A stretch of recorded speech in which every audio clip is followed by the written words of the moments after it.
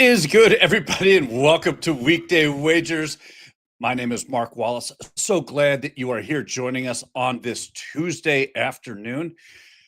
Look, it seems like it's weird that there's no football on the schedule for tonight. We've had 4 or 5 days of just football on the schedule, football on the brain, all football. And then we shut the door on football for the week. And lo and behold, we're in the Major League postseason. There's a game going on right now. We're going to touch on that in just 1 second. We got 3 more lined up for tonight. A lot to cover. Oh, yeah. And did I mention the WNBA is playing tonight? Game 5. Aces versus Fever in Vegas. More on that one coming too. But before we jump into tonight and what's on store, let's take a look and see what happened yesterday. And you know what? I got to be honest with you. It's been a hot minute since DG and I flashed a bunch of, poor choice of words. Since DG and I threw up, it's almost even worse. Since DG and I hung up 2 green check marks, it has been a while. And so I'm glad that monkey is off our back. The running backs went nuts last night. In fact, I'm going to bring in Robbie right now because we were just talking before we came on the show about last night's game, and I kind of want to get his insight into more of what happened last night. But Robbie, it's Tuesday afternoon, buddy. How you doing? Man, I'm doing good until I get a monkey off your back. I got the weekend off my back. Went up big last night with hitting every prop I put on the site and hit a parlay as well, so I'm happy. Yeah, we were going back over those numbers from last night's, the 2 Monday night games. What did we have? We had 15 plays? I think 15? So, yeah. 14 plays. Between us, yeah. 14 plays posted between both games for all the cappers on the site. We went 12-2 on cappers picks. So, that was talk about a great night. You and Boom Boom crushed it. DG and I both hung an L up there. The Jets are dead to me. I can't ever. I won't ever do that again. What a fiasco that was. But we were just talking about that game, and I made a comment on social media last night as I was watching this game, saying, "Hey, the Jets' penalty issues. You talk about shooting yourself in the foot.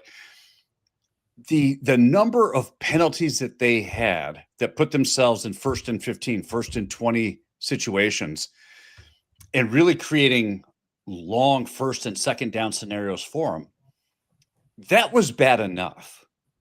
But what was worse was the calls that they weren't getting, that the Miami's defense was getting away with, the hands to the face. I mean, I can't tell you how many times the replay is showing, a guy losing his helmet because he's got somebody's big old bear paw stuck up under his grill. Or in the 4th quarter there, towards the end of the game, there was who was it? Was it Allen that was down? I think it was a receiver, not. Yeah, it might have been Brees Hall at the end. He was down. He was obviously had been tackled, and a linebacker or lineman came running in, laid on the play, jumped on his back, basically body slammed him as he was already in the ground. And that was a no call. And it was just like mind-boggling to me that, these plays are getting away with. Do you think the NFL has to start addressing some of these disparities? There's a lot of it, and there's just a lot of flags in general. And I notice it more on Monday and Thursday. I don't see it as much Sunday night football, but Monday and Thursday, it's just like flag after flag, and it just makes the game hard to watch. And I know there's probably holding on every play. I know there's a lot going on, but man, it just seems obsessive on Monday and Thursday. The Denver game, I don't think was as bad. I watched mainly a lot of the Jets and Dolphins game because I didn't have a lot going on in the Denver game. But Jets definitely were causing penalties, but so were the Dolphins. So I guess there could have been a lot more, but you got to just let them play a little bit more. I'm tired of seeing flags and referees on prime time. Yeah, it certainly did change the dynamic, because in what was already a fast-moving game, it seemed like with all the penalties, that game got drawn out so much longer than it should have taken, because really New York was not passing the ball. Miami couldn't get stopped by the Jets. So the clock was always turning and running. Any thoughts moving to the Denver-Cincinnati game as you look back on that one? Any takeaways that you had from that game? It looked like Cincinnati quit. It honestly looked like the coach quit at the end. You could tell there's frustration with the players. I know Jamar Chase was over it. And to me, just as a spectator, it looked like it quit. They looked like they gave up on that game. And J.K. Dobbins had himself a day. It's amazing what he can do when he's healthy. He's a hell of a good back, and he went over 100 last night. And then also getting Evan Ingram back, he was a guy that I thought could get over his passing yards. I laddered him to 30. He got 29, so it's all right. We still got the main bet, so I'm happy with that. Yeah. Well, and to Joe's point, Joe, 90% was a hell of a run, buddy. And no, I am no longer hitting 90% of those sides. But that doesn't mean we can't catch another hot streak, because I kind of like where I'm at tonight. And yes, Joe, I was expecting a Fields day. I was banking on it. And I think he's talking about this week, the Dallas game. Well, hopefully. And yes, he's probably right. We can't stop a running quarterback, so he's probably right. It should be a Fields day in Dallas, right? Because that one's in Dallas. I think it's in Dallas. Yeah. I'm not 100%, but yeah. Gotcha. And flexing and stepping does bring up a great point. And I think in all of these leagues, he says the NFL refs are too old and outdated. I think because to Joe's point about the WNBA, we have a hard enough time with officiating, and you named the league, insert there is an officiating issue into that. And we didn't even talk about this just on a tangent real quick. Do you think it's an officiating issue because the officials are that bad? Or do you think it's because as sports betting has become more prolific, that people are more invested in what's happening and are more aware of how impactful these calls are or can be? I lean more towards the sports betting side of it. I also lean more to social media. You can get on social media and just pull up ref, and there's going to be backlash because, every fan is on social media right when their games are on. So there's always a call that didn't get seen or a call that should have been made. I will say the targeting in college football, you have to fix it. I don't know what's going on with that. It was a clear helmet to helmet in that Penn State game. And I can remember back last year, one of Florida's DBs literally tackled a guy and hit him in the butt, and they called targeting on it. So what's the difference in him hitting somebody in the butt and then two guys hitting head to head? Like, the targeting needs to be fixed in college football. I hate that rule. I hate that you have to set out the next game for a first half. That's all stupid to me. Well, was that against Alabama? Because most of the players for Alabama do have their head up there. Good one. You're not wrong. You like that? I did. And so DG did, to add a little statistics to this conversation, there were 37 penalties called on Monday Night Football between both games. Yeah, I think either there's got to be something done to clean up the game. And I'll never say you need to stop calling penalties, because you need to call the penalties. But if you're going to call them, they need to be equitable. That was always, and I know that just from my own personal experience as an official, officiating a ball game, we were always aware of how many fouls we had called against one team versus the other. And it's a bad look if you've got eight fouls against one team and the other team's got one or two, if that. You got to try to even it up. Now, do you go looking for fouls? No, but maybe you don't get as strict with the whistle on this side as you may have been already. So you got to find a way to balance it out, I guess is what I'm saying. That's a fine line too. You may have an undisciplined team, and it may be legit that one has 8 penalties and one has 1. I mean, I know that happens, but last night it seemed like there was plenty on Miami's side to go around, but they weren't getting the calls like the Jets were. Well, enough about Monday Night Football. We move on to this week. We've got our college football model projections are already up on juststatsports.com. The NFL model projections are being put up as soon as the sims are being run on each game so far. So I know that they keep adding to that. Those will be up and done here within the next 25 to 30 minutes. But we've got a little day baseball. And once you know it, just as I get ready to go over there, they lock everything up. We got the Tigers and the Guardians here. Did you have anything on this game? I did not. No, the Detroit was just so inconsistent towards the end of the season, and I didn't know how Cleveland would fare playing in the playoffs. So I did not. I kind of leaned that Detroit might actually get this game, but I didn't have any actual action on it. Okay. Going through and not giving your picks away, but going through, the three other games for tonight. We've got the Padres and the Cubs that start here in another 45 minutes. We've got the Yankees hosting the Red Sox and the Reds playing out in Los Angeles against the Dodgers. Of these four games, who do you see moving on out of each one of them? So who do you like here in the Detroit-Cleveland? I kind of went Detroit. And the only reason is I have no good stats to back it up. It's just how bad they played towards the end of the year. I felt like if they could get hot and take game one, I could see them actually taking this series. Okay. And I will be well, since Joe's already here, in full disclosure, I had a play on. Look, these four games are NRFI havens, right? Because what are you getting? You're getting the 8 best arms in all four of these games. You're getting the team's 8 best pitching arms going against offenses that are going to be typically a little tight, especially in the first game of this wild card series. It's a best of 3. There is no leeway. There is no room for error. You go down one game in this and your backs are against the wall. Teams come out a little bit tighter.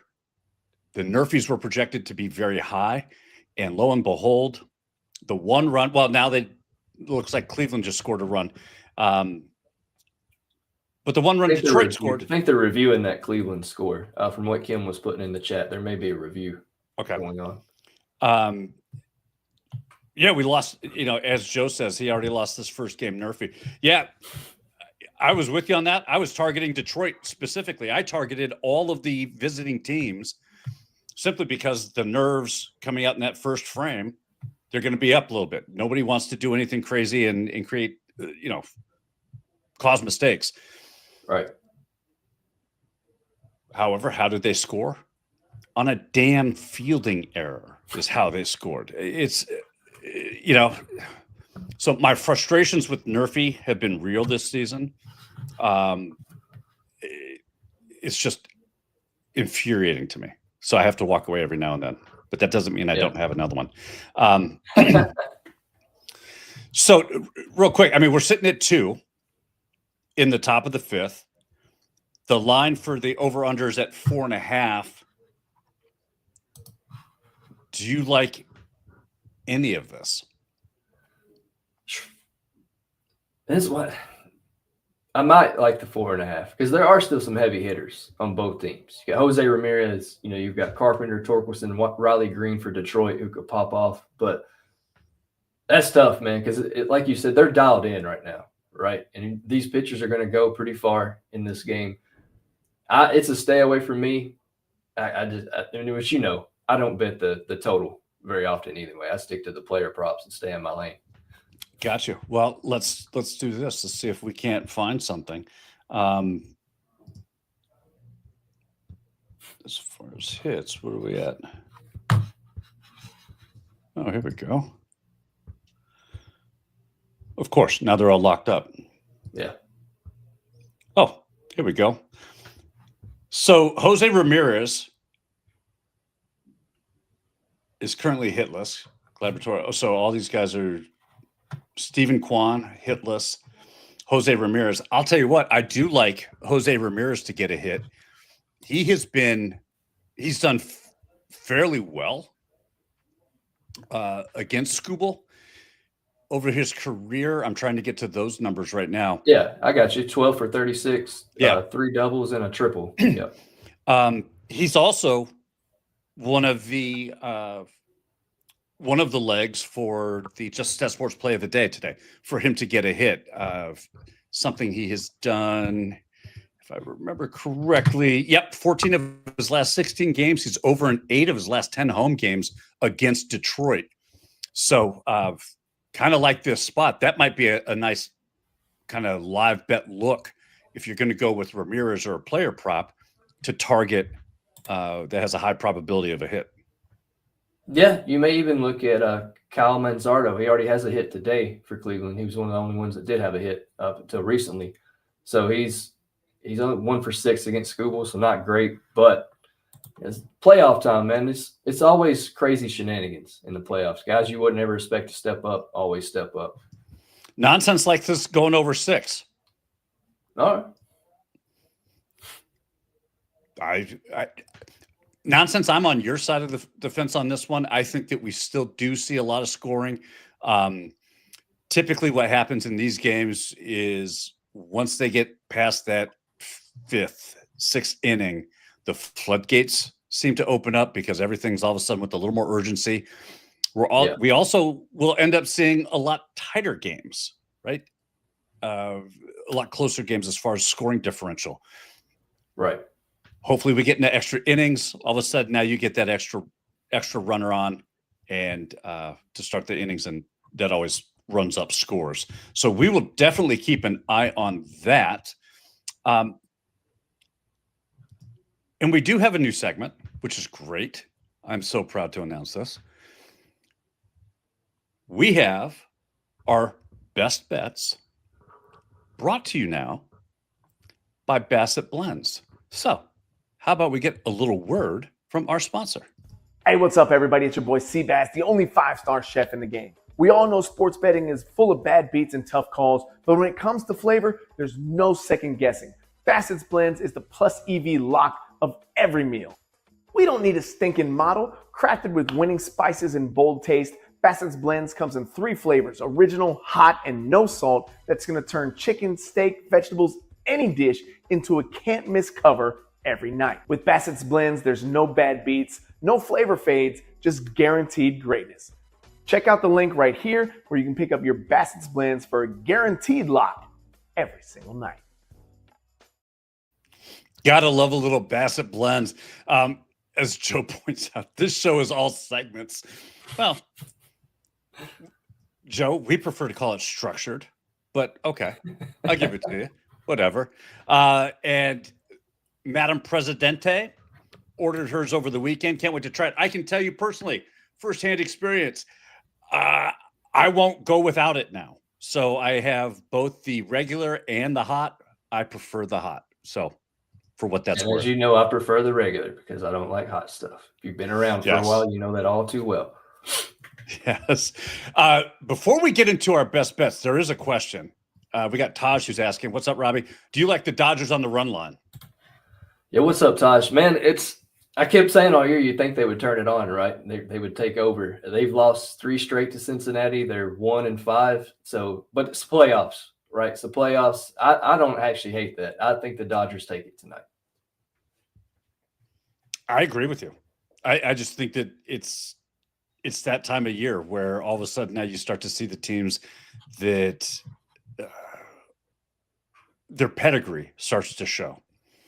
And it's usually the teams that got in by their skin of their teeth or had the big fight, and I know like Boston is one of them. Detroit is one of them. Cleveland. These teams were scraping and scrapping all the way up to the finish line for the regular season. This is kind of like a letdown, and the teams that made it, clinched, knew what they were, knew their seeding as they were coming into this. The cream tends to rise to the top, I guess is the best way to put that. Yeah, I agree. And once we start getting into our plays, you'll kind of see where my head's at on that as well. I'm right there with you, especially even with player props. I think it's a good time. Guys that you couldn't get in the regular season for these props, you can now get for really great odds. And I like targeting the guys who've come through for me all year. I think they're, like you said, cream rises to the crop, and there's a couple of guys tonight that I like. Well, speaking of that, why don't we get to what bet you're on and why you like it? Yeah, let's get right into it. This hurts me because they are playing my Red Sox, but I just need Aaron Judge to get a hit. So Aaron Judge, Shohei Ohtani, 1+ hit at plus 114. I actually had a boost at BetMGM, and it was a 25% boost. So I got this at plus 142.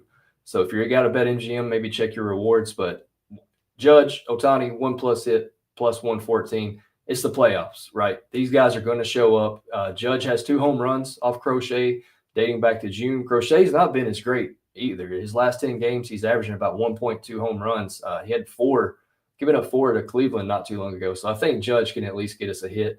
Also, Shohei against Hunter Green is not great as well. He's 1 for 7. But again, it's the playoffs, man. Shohei is in playoff mode. He has 5 hits in his last 5 games, 2 home runs, and he has a hit in 8 of his last 10 overall. So I think if you pair these 2 guys together just to get a hit at plus 114, or if you can find a boost to get it almost up to plus 150, I think that's a bet you have to take. I like it. And just because I lost that 3-team specific NRFI doesn't mean I couldn't come up with a NRFI play for the show where we're still waiting to see the outcome on it. That's why I'm taking Boston and New York, no run first inning for the full inning. And then I am targeting the Cincinnati Reds, no run first inning, just in the top half of the first out there in LA. Put those 2 plays together, you get it at minus 102. And your heart is not even going to have to beat as fast as this graphic is flashing. So you'll be fine there. Be nice and easy, sweat free, simply because we have got aces on the hill. Max Fried has been lights out for the Yankees. I'm trying to think. Oh my goodness. It's just Garrett Crochet is who is on the other side of that. He has been dynamic first inning, no run first innings. So I love both of these pitchers on their own merits. Put them both together in the first inning. It's going to be dynamic. The juice on that, though, is at minus 160. It's absolutely ridiculous to play a full inning at minus 160. Let's bring that juice to a playable level at minus 102. You can get that when we target Cincinnati. They're facing Blake Snell. And Blake Snell is not going to let that first inning get away from his Dodgers to the Reds. Not tonight in Chavez Ravine. Look for a quick 3 outs there, and we cash the minus 102. A little NRFI parlay. That's the problem with only having like 4 games. Yeah. And especially in these games, because I like all of these to be no run first innings. But my own personal preference is I really enjoy targeting specific teams as opposed to targeting innings. So I that's my own personal preference. And I will tell you this, because the Dodgers, as I look at our model stats here, the Dodgers in the first inning, the Dodgers at home over the last 30 days are batting 154 in the first inning. And I believe that they are. Yeah, they haven't scored a first inning run in the last 3 home games. So if you're comfortable with going full inning, do that. I'm just trying to get the juice to a playable number, which is why I'm only playing the Cincinnati Reds. But we do have some questions. Let's get to them. So Chicago Joe says that he's taking a Judge and a PCA 1 home run. I'll tell you this, and you're going to hear why later, but I like the look on Judge. Same. I like Aaron Judge tonight. Like I said, he has 2 off Crochet just since June, so it's not a bad look at all. Crochet he's not been as good as he was at the beginning of the year, that's for sure. PCA has 2 home runs in his last 3 games. If you want to hit on the PCA, so it looked like the Cubs over the weekend. I know there's a ton of football going on, but it looked like the Cubs were mashing home runs every time I turned around. Well, that's why I think Scotty was asking about the Suzuki dingers. Let's see. You like those? Suzuki. Let's see. Suzuki. Yeah, he has 5 home runs in his last 4 games. It's always a good sign when Robbie gives you the little half chuckle as he's looking up at the set, like, "Hey, oh, I do like that." Don't hate that either. I like it.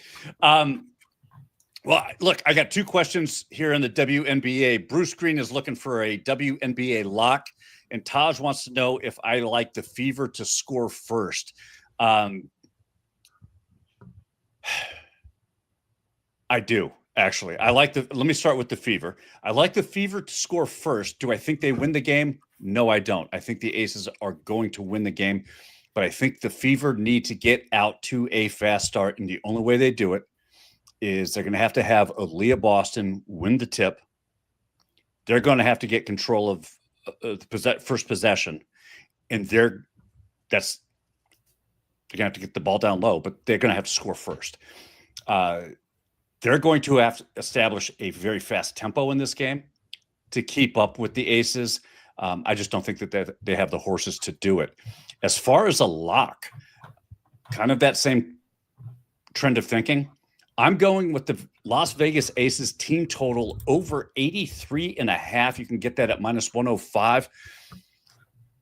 The Aces at home are averaging close to 90 points over their last 10 games at home. The Indiana Fever, they do not have the personnel. They don't have the depth to stop these guys from running and getting out and really pushing tempo. Indiana's best hope is to try to slow them down or keep up with the pace and just shoot lights out. I mean, they have to shoot lights out. Offensively, they have to be at the top of their game if they're going to beat this Aces team. I say that they've done it twice so far in this series. Obviously, the series is tied 2-2. Moving back to Vegas, I just think that Vegas has the horses to get out and run and can push this tempo and not get tired. If Indiana's legs start to get tired on them, this thing is over. And I expect another high-scoring affair in this one. Vegas has gone over the 83.5 in 3 of the 4 games, I believe, against the Fever in this series. So I'd have to double-check that real quick, but I love that look. So there's your lock there. I wanted to highlight this. Me and Flexen and Steppen, we're right here, except for he likes the Eagles, I like the Cowboys. He likes the Yankees, I like the Red Sox. I'm not sure who you like in hockey and NBA, Flexen, but we're on polar opposites of our sports teams, my friend. They do say opposites attract, so there is that. He's a good dude. We just have different tastes in teams. Chicago Joe does have a question here. He wants to know about Andy Page's to hit a home run tonight. Do you like that one? Yeah, honestly, for the value you're going to get, I think it's plus 525. He's 3 for 5 against Hunter Green with 3 home runs already. So if you're looking for a great, maybe a sprinkle play just to have some fun tonight, Andy Page's for a home run is not bad at all. Okay. That's what we got. Well, actually, I'd say that. We got some breaking news. Per USA Today, the WNBA, and this is to our good friend Kimberly White, WNBA USA Network announced an 11-year agreement to televise games starting in 2026. Good for them. I know Monday Night Raw is leaving. I think WWE is going to be off USA Network. I think SmackDown's on there, so they got to find a void to fill. And, like I said, it's hard to find WNBA games in Tennessee, so that would actually be pretty good. And to that point, because right now their television deal is with ION and the NBA network, right? There's a few, They have a handful of games on ESPN. So, but primarily they are on ION. I think if they get on a network like USA Today or USA Network, hopefully the scheduling becomes better. And so you don't have 6 games set up for a Tuesday night with 1 game for Wednesday, nothing for Thursday, and then 2 on Friday. Right. The scheduling does have to get worked out. Hopefully that these television deals will allow them to do that. And one more WNBA play. Our man DG likes Chelsea Gray over 5.5 assists, -132. He says you can get that over on FanDuel. I like that look. I think Chelsea Gray is she's going to end up feeding Aja Wilson at least 5 of those assists. You just hope that Right. she's looking for somebody else to get involved. And as the point guard, that's her job. She's got to dish it out and dole it out all the way around. How do you watch USA Network without cable? I believe that's on. I believe it's on Peacock. If you want to know the truth. I So think you can. Yes, Yeah. you can watch it on Peacock. yeah, if you have the Peacock app for those of you that stream your TV, absolutely, you can get it there. So there's that. And we have gotten to that point in the show. We've got half an hour left. So if we've got anybody that you like for a daily dinger for that Padre game, time to get it in now. But we're looking at Shohei Ohtani, Aaron Judge, Giancarlo Stanton, Manny Machado, and Max Muncy. Robbie, who do you like off of this list to go the yard today? So his odds suck. It's the shortest odds on the board, but it's Ohtani. It's the playoffs, and he's never hit a home run off Hunter Green. I can see all the storylines now.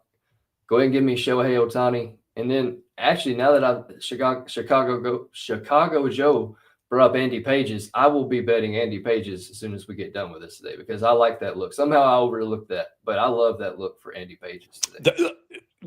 That's the play that got the giggle, right? No, that was Suzuki. Suzuki.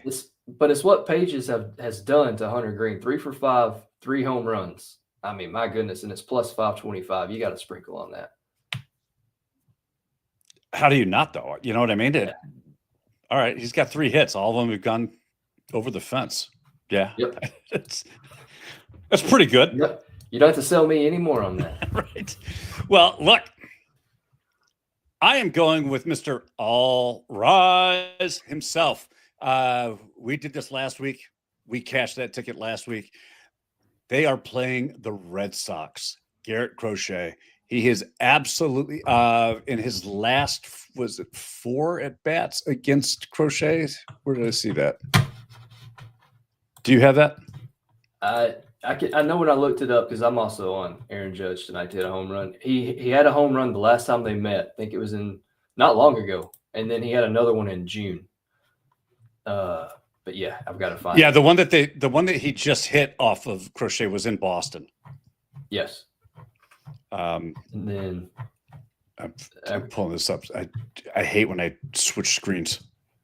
Same. So yeah, he hit September 14th. Was in Boston. He hit that one, and then in June 13th he hit one, and that was also in Boston. So he hasn't hit one off Crochet at home yet, but I don't think that matters too much. Look, he's faced him 4 times. 2 out of the 4 times he's hit a home run. I love the look that. Not only that, but we're talking about Aaron freaking Judge, right? In the postseason. It is time for him to shine. It's time for him to really. We're not talking about just him as a player anymore. This is about legacy, and there is not a bigger. And you know this as a Red Sox fan. The Yankees-Red Sox rivalry is real. It's palpable. Oh, yeah. Yeah. And who better to get the hometown fans riled up and send your biggest, most hated rival home packing. Granted, they got one more game to win after they win this one because I also took them on the money line for Round the Diamond. So there's that. But yeah, I think that I think that the Yankees win this. I think they win it big. Really? Yeah, I do. Max Fried, who's getting the start. Just for flexing and stepping. I just had to do that for him. I'm with flexing. I think that with Max Fried in his last 6 starts, not only have the Yankees won all 6 of those games, 5 of the 6 have been by at least 2 runs. So, yes, my official play was the Yankees money line. Did I also sprinkle on the Yankees on the run line? 100% I did. 100%. I think Yankees take tonight. I think Boston takes tomorrow. I think we go to a decisive game 3. And I think it's going to be a hell of an ending. And I know he doesn't like my hat, but I've also got my David Ortiz jersey sitting right behind me too. I like that you put that on the back of your chair, kind of like I do with that on the floor mat of the garage. Because look, there's nothing better than sucking up oil. Nothing sucks up oil faster, better, or cleaner than a Red Sox jersey. I don't know what it is. So you bought a lot of Red Sox jerseys, eh? No, I usually tell that to my brother-in-law, who's a big Virginia Tech fan. Oh, and yeah. For every Christmas, every birthday, every holiday, I get nothing but Hokie. It's the most disgusting stuff you will ever see. I don't understand Hokies. I don't get them. I don't understand it. I'm not saying that my Syracuse orange makes a whole lot of sense either. It's a big slick-kissed orange, right? I get that. But everybody knows what an orange is. Nobody knows what the hell a Hokie is. Right. So I always tell them, I'm like, yeah, dude, listen, keep sending them to me. I will take all the T-shirts, all the sweatshirts, because honestly, I use them out in the garage. Nothing is better at sucking up the car oil off the floor than those things. So it's great. So Flexen, he hates the Red Sox. And I love it. I love that he hates the Red Sox and he hates my Cowboys. Scotty Y likes Judge and Stanton at plus 1,400. He's also likes Ohtani and Pages at plus 1,100. Yeah, man. Ohtani and Pages might have to be another. I've already bet Ohtani. I may have to combine them, especially after seeing that Pages stat. I don't know how I overlooked that, but that's a hell of a stat. Out of the two, which one do you like better? Do you like Judge and Stanton? I love that I have to ask this of you as a Red Sox fan. Do you like Judge and Stanton better to hit a home run tonight, Robbie? Or do you like Ohtani and Pages? Ohtani and Pages. That's what I thought. Yeah. I love it. 100%. Let's see. I don't know what that is. Mark must know something I don't. Oh, for the run line play. Yeah, absolutely. I'm backing. The Yankees finished the regular season 11-1, by the way. The only game they lost in the last 2 weeks was in Boston against the Red Sox. It's the only game they lost in the last 2 weeks. So I like. They're due for another loss then. And I love that Ken is giving me the definition of a Hokie. Let me tell you what a Hokie is. The definition of a Hokie is obnoxiously annoying individuals. That's what a Hokie is. You can look it up. It's in Webster's dictionary. I honestly have never seen somebody hate Virginia Tech as bad.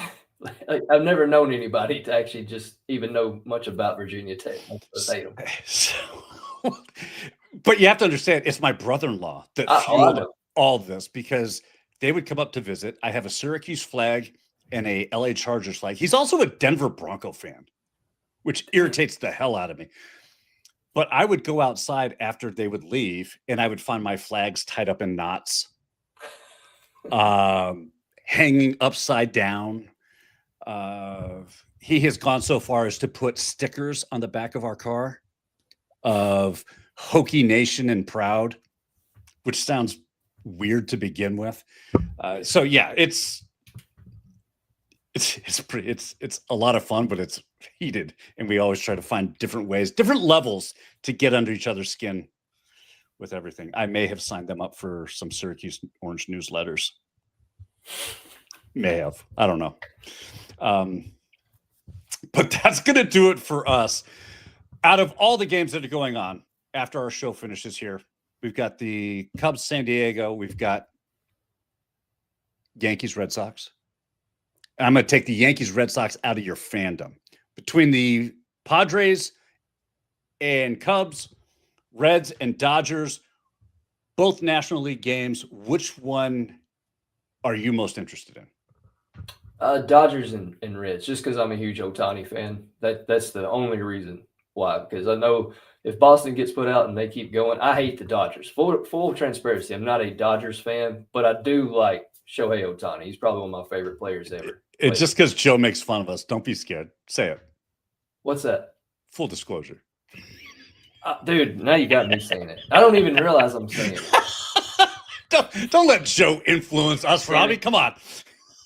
See, I didn't even know what you were talking about. That's how bad it is now. Yeah, I'm interested in that Dodgers game because I am one of the ones that were not real impressed with how the Dodgers finished the regular season. And I actually think Cincinnati has the momentum and the confidence. This could be the surprise series of these 4 wildcard series.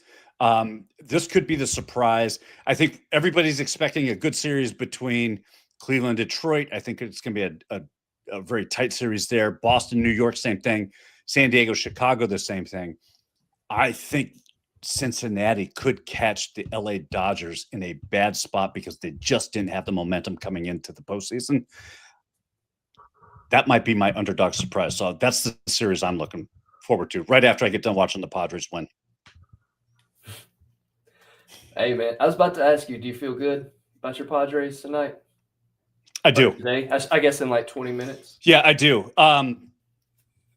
So much so that it was weird. If you caught this morning show, and I'll be real quick, on Coaching Company this morning show, most of the panel is on the Cubs to win. I think the Padres actually win this game simply because the postseason, and correct me if I'm wrong, but I always have felt that it's how teams go into the postseason that really determines and helps determine how those teams are going to perform. The Padres finished 7-1 in the regular season. Pivetta gets the start. In his last 4 starts, he pitched 23 innings. So what does that tell you right off the bat? He's giving them quality starts. He's getting into that 5th, getting into that 6th inning. He's only allowed 8 earned runs over those 4 starts, which means that, look, if you're limiting the opposition to 2 earned runs over the first 5 or 6 innings, and you can turn this game over to the bullpen, which arguably is, if not one of the best bullpens in all of the Major League Baseball, I just think that you're putting yourself in a position where you can win, and you can win this game on the road, win this series on the road, go back to San Diego where your record has done, they've done a little bit better at home over the season.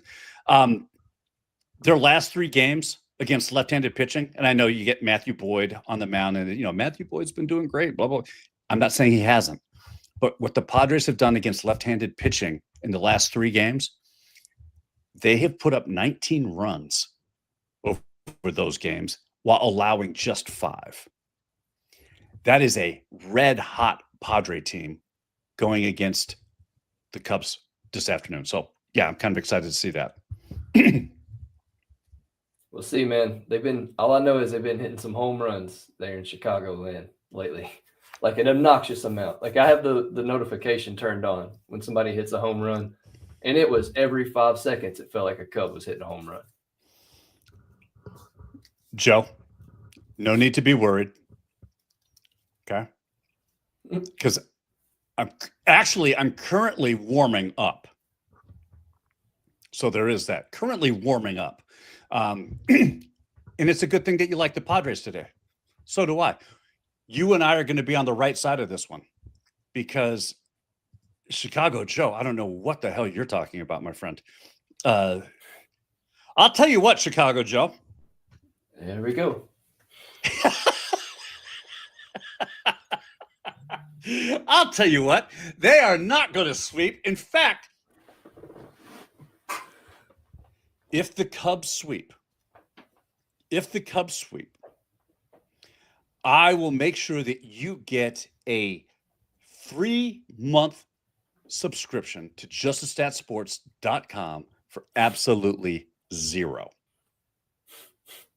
That's 3 months on me. If the Cubs sweep. If they don't, you can just say, I lost to one of the good ones. There you go. How's that?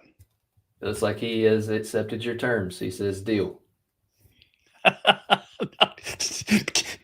Damn it, Joe. No, we're not dead. All right. You just calm down. Chicago Joe says he's in. All right. We'll see. That's going to do it for us. I have interest in that game now. That is going to do it for us. Thank you all for joining us. It is so much fun. You guys are absolutely the best. If you could do us a huge favor, hit that like button, please. It does two things. One, not only does it help us grow, it pisses DG off because he's always like, how the hell did you guys get so many likes on Tuesdays and Wednesdays show? And the simple answer is because DG's not here. And I think, the chat speaks loudest when they give us the most likes. So with that being said, look, everybody, go enjoy some daytime baseball. Enjoy that Game 5 of the WNBA. Be kind to one another. That's how all this is going to work. More importantly, let's go cash these tickets. We'll see you right here again tomorrow, 2 o'clock Eastern. Robbie, myself. Until then, take care.